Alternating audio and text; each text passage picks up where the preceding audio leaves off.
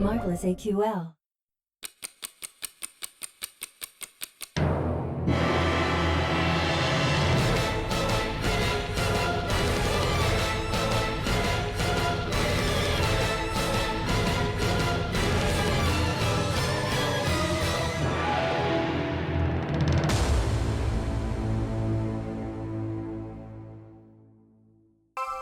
Whoa there, Speed Demons.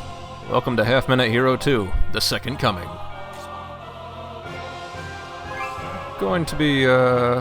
This game takes a lot of cues from the first game. It's got a lot of similarities. The Hero 30 mode is still very much intact. In fact, it's pretty much the only one it has. But there's a lot of talking. Oh yeah, if you don't like reading, this is not gonna be an LP for you.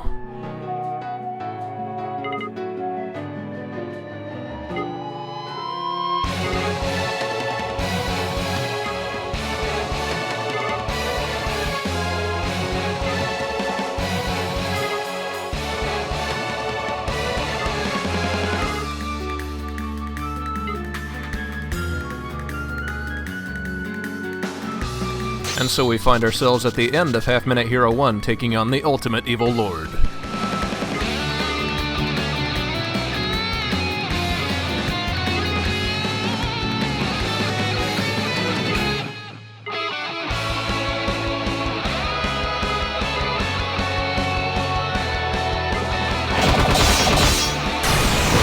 Of course, we are joined by our friends.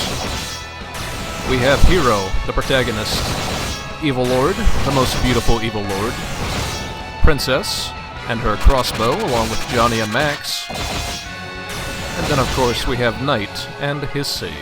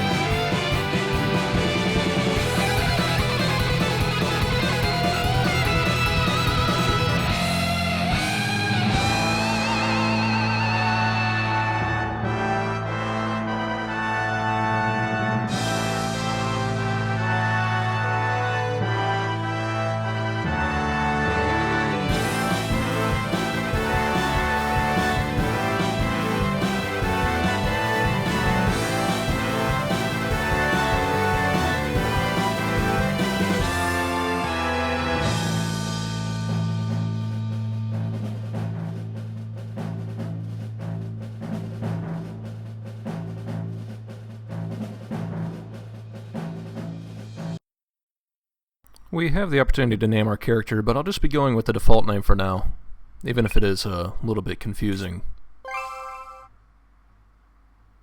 I should probably mention as well, like I said, this game does take very many cues from Half Minute Hero 1, so if you're not familiar with that game, you're probably going to miss out on a lot of what's happening here. I highly, highly recommend that you check out Cowbox LP of Half Minute Hero 1 if you're interested in seeing how that one played out.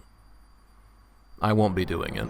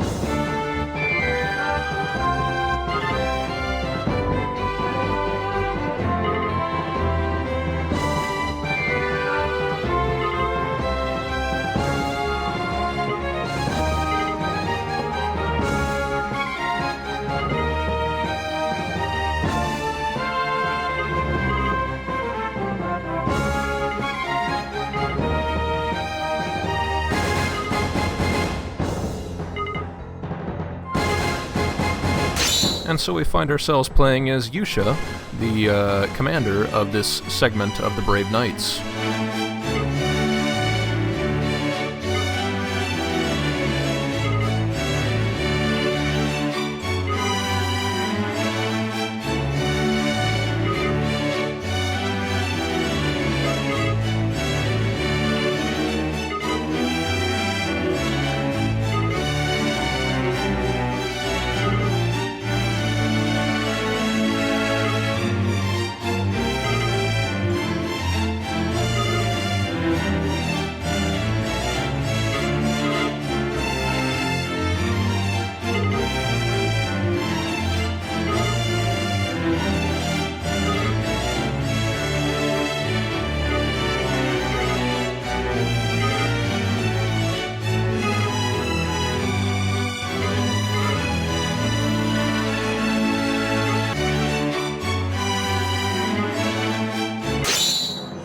Half Minute Hero 2 changes up the way that combat works. It's still automatic, and everything happens pretty much without your input. But the difference now is that there are no more random encounters. Everything you see will always be an enemy on the map. There may be some exceptions, but I can't remember them at the moment if they exist.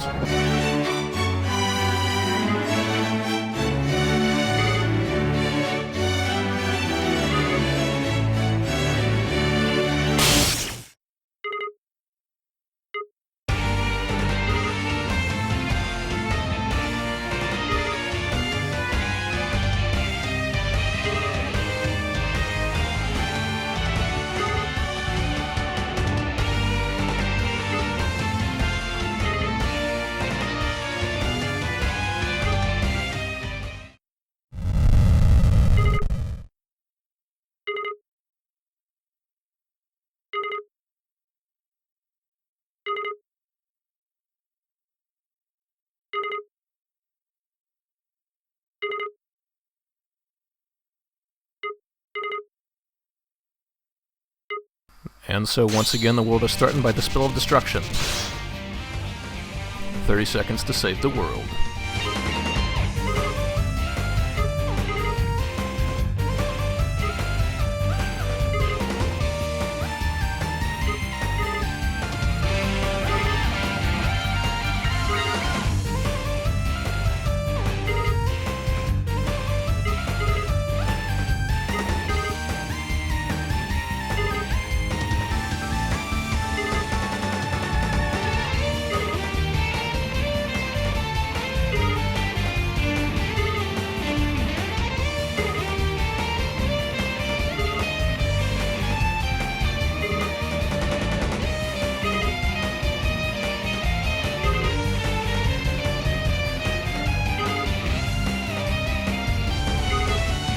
This whole thing sounds pretty shifty. I don't think I want to go for it.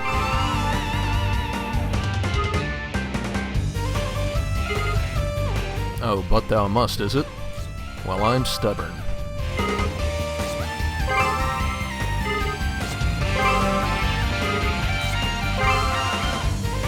Well, yes, I am a stubborn one. Still not changing my mind. We're not doing this.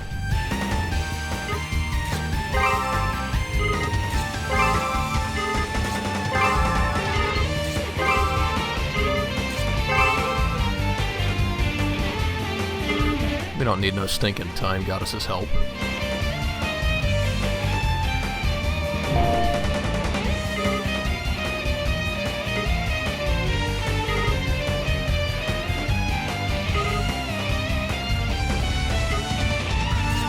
Oh. Well, maybe we do.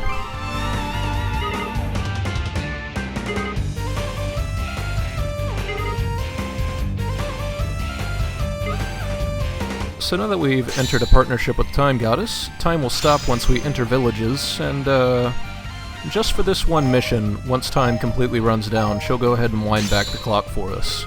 It's going to work differently in future missions, where we'll actually have to pray to the goddess statues, and of course pay her fee whenever she asks for it.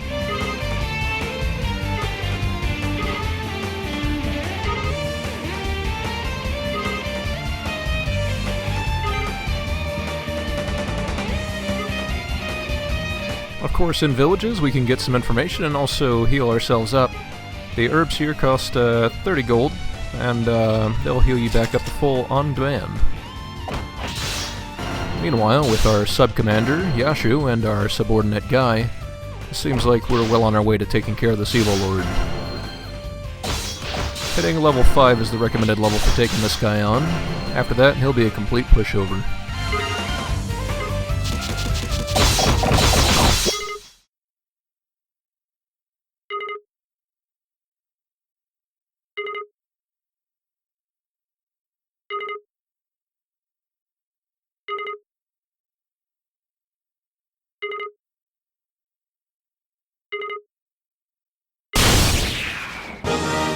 So with that, our first quest is completed, and we didn't even need the Time Goddess's help.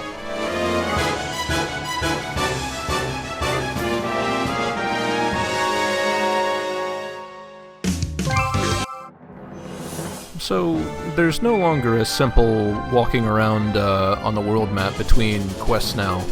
You actually have to navigate your own way to each quest, and you have the opportunity to beat up monsters in the Overworld. You do gain levels and gold out of this as well, just at a very much decreased rate. I'll talk about the Evil Lord medals a bit later, but there's quite a few of them, and they're always hidden in some very strange places.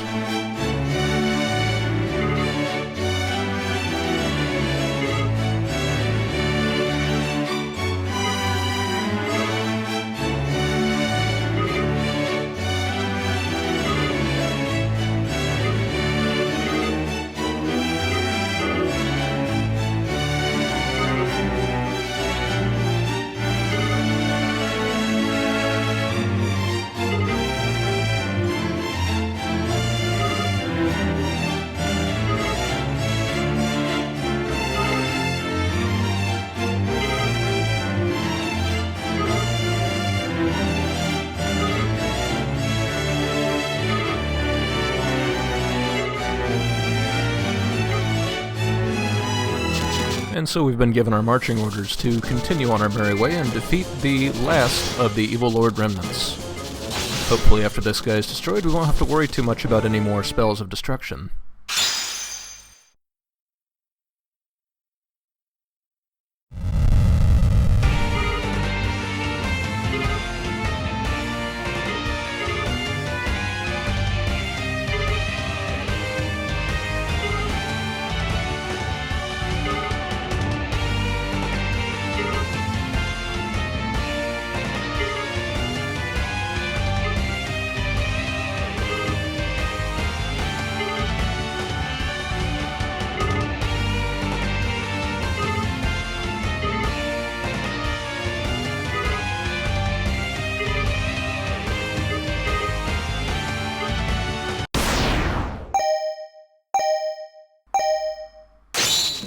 This level functions as a continued tutorial, so there's a lot to go through, so you'll have to excuse me if I'm a bit, well, quiet.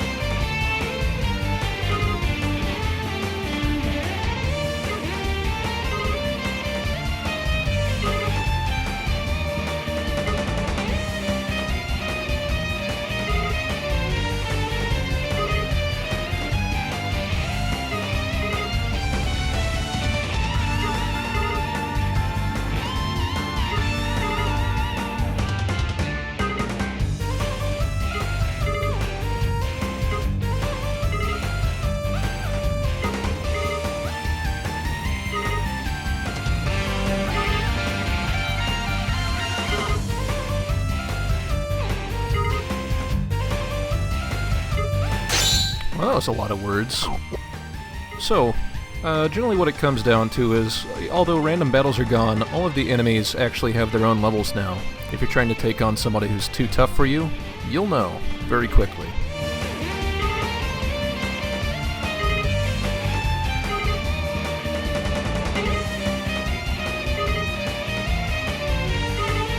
Also, once time ticks over to 15 seconds, we'll have a new item to buy here.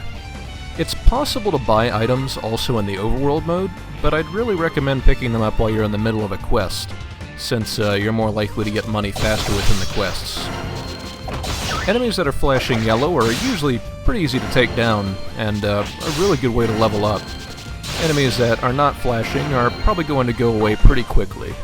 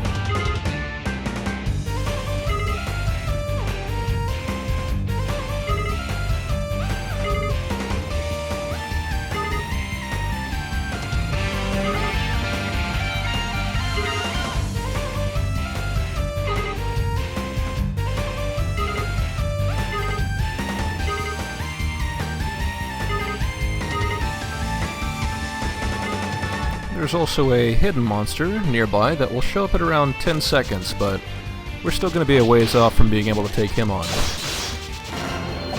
There's also blue flashing enemies, and those guys are actually so weak that, well, you can pretty much just kick them right off the map. Think of it along the same way of Super Mario RPG, where if you overlevel somebody, you just outright destroy them. Of course, it's still worth doing since you still get experience and money from kicking guys off the map.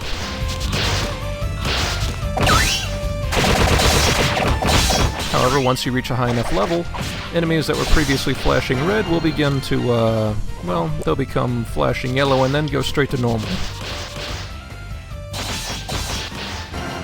Eventually, you can outlevel everything on the map, and that's not a bad thing. But we're at about 10 seconds, and we're close by to the tree with the rare monster, so we fight a rare metal and destroy it, giving us a lot of gold and a lot of experience. We'll go ahead and pick up our first weapon upgrade, the Iron Sword. And if you plan on getting it, it's important to do that before you pray to the goddess, because as soon as time rewinds to 30 seconds, well, the sword will disappear until it hits 15 seconds again. However, we've got enough levels, I can go ahead and start taking on these very strong monsters. We want to aim for at least hero level 30, because the Evil Lord is at Evil Lord level 30, and that's maybe a little bit tough for us at the moment.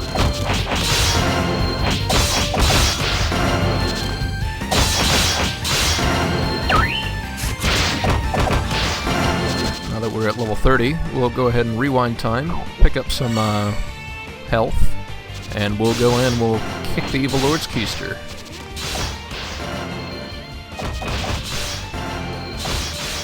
Yeah, after grinding a bit more, why not?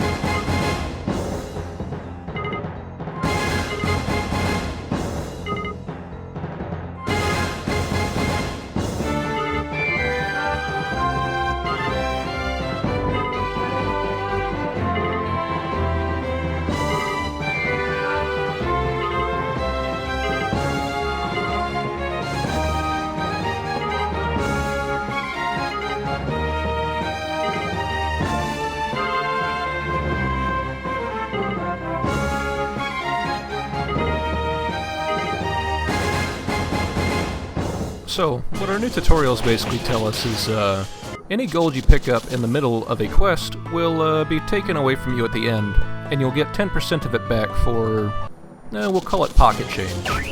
That's the money you have to spend in the overworld yourself. So, if you're trying to get money to buy items, best way to do it is actually going to be in the middle of a quest. Of course.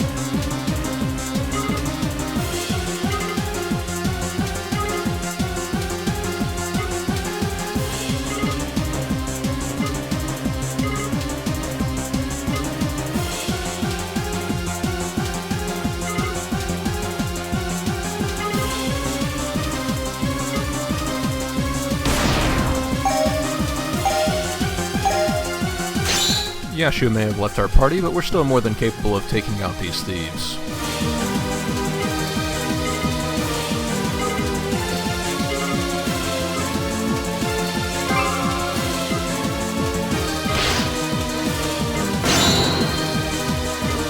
It's definitely pretty important to go ahead and take that guy out, because trying to spend 500 gold on healing it's not good. Still, this is one of the few instances in which the game kind of mixes up its formula a little bit.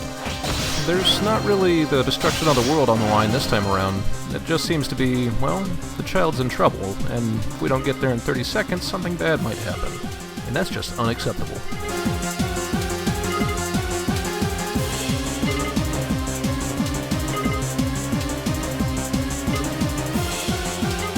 Of course, the thieves have hit this village pretty hard, so we've got to find the goddess statue and bring it back.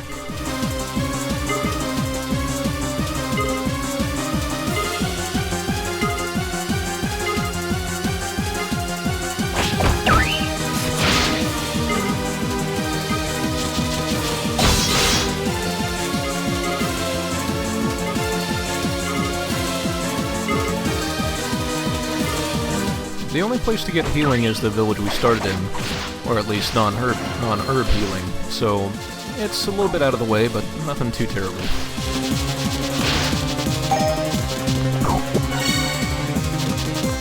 Still, now that we've gotten the goddess statue back, we should probably go ahead and get some herbs back as well, because you never know when we'll need that portable healing now.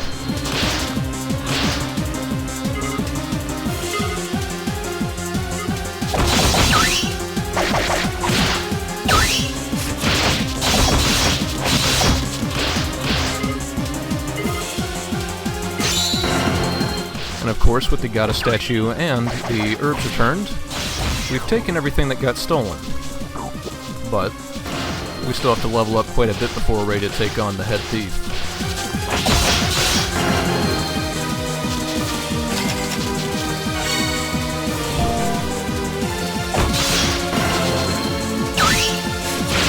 However, once we hit level 15, we'll be ready to go and take them on.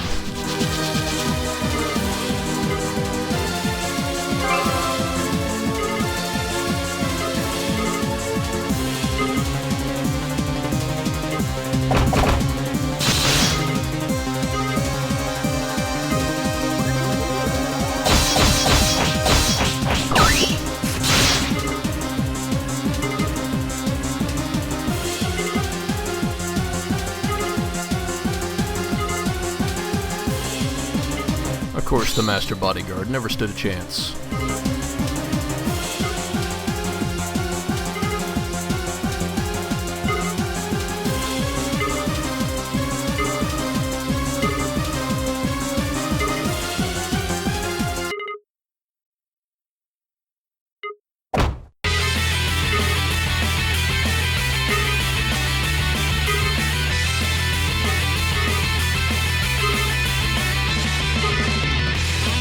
Look at Yashu acting so cool.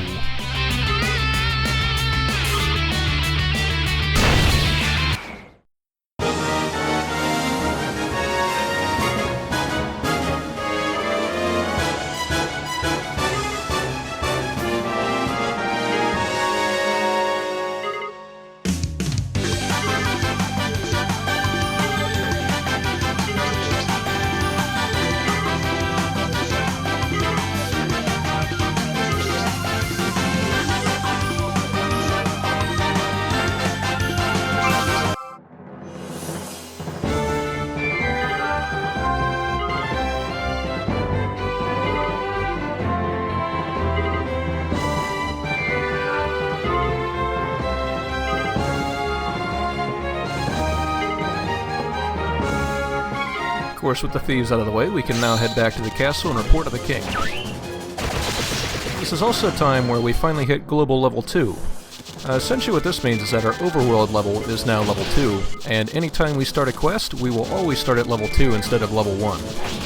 That does apply to any level ups you get, so as you go further in, you could be at level 5, level 10, level 100, and that's just where you start.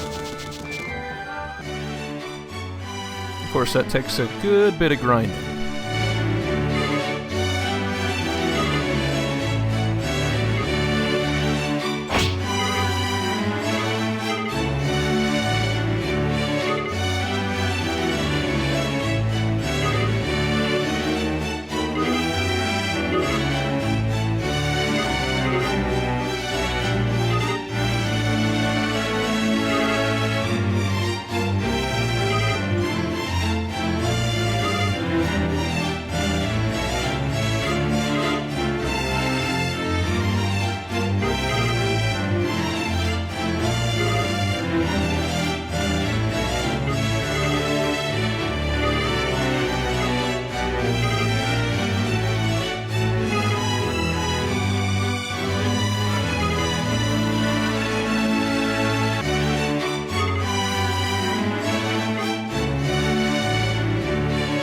Before we head to the port, I wonder where the king went.